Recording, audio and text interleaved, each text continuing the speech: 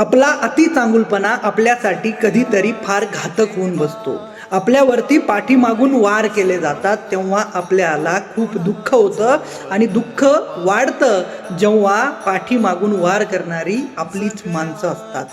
गझलकार D.N. Gangan असं म्हणतात की केली शिकार माझी माझ्याच सद्गुणांनी, काटे कुठेच नव्हते केला दगा फुलांनी.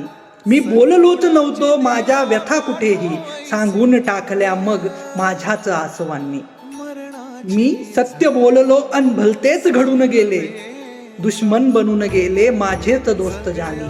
विश्वास वाटल्यावर विश्वास ठेवला मी, त्यांनीच कापला की माझा गळा नखांनी.